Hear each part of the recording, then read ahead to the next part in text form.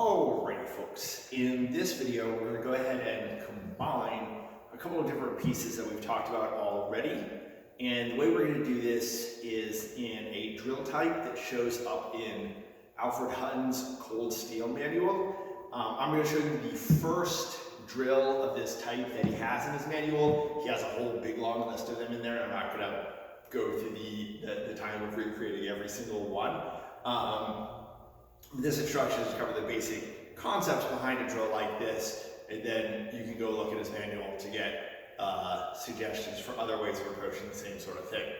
So this takes the familiar basis that we have already of Perry riposte style flow drill, such as the basic, I'm in an outside guard, I cut inside, parry outside, cut inside, parry outside, back and forth like this sort of drill, all right?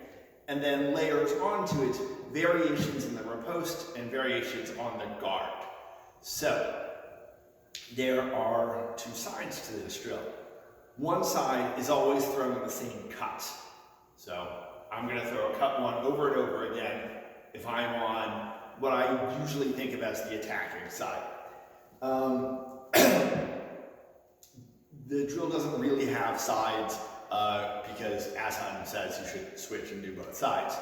The other side is always doing the same parry, this inside parry for the first drill that we're going to show today. So throw an inside versus parrying inside. And the variation comes with the riposte thrown by the defender and then the subsequent guard used by the attacker. This creates a scenario where the defender is throwing ripostes, throwing a variety of different ripostes from the same guard position, and the attacker is throwing the same attack from a variety of different starting guards. So obviously this plays into some of the concepts addressed in my earlier videos within the same series. So this is what the drill looks like. So the attack side throws cut 1, then receives a cut 4, throws cut 1, receives a cut 2, throws cut 1, receives a cut 6, throws cut 1, parries a thrust. The particular parry against the cut 2 that Hutton chose is this one here. This is suitable to lighter weapons such as the weapons that Hutton is using in his manual, which is a late 19th century source, and individual play with this drill to accommodate the different kinds of weapons that you use and variations that you could potentially make. Those are all reasonable sorts of things to play around with. I'm not suggesting that Hutton's particular combinations are necessarily the end-all and be-all of this. The defender side then is they're also starting an outside guard. So both participants in the drill start off in an outside guard from here. So I receive an inside, throw cut 4, receive an inside, throw cut 2, receive an inside, throw cut 6, receive an inside, thrust. And again, we see that built-in always lunge with a thrust thing that I do.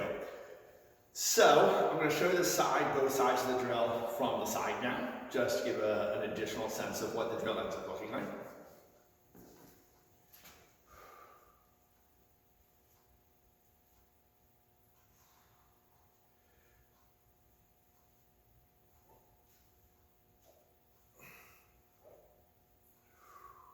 And then the other side of the drill.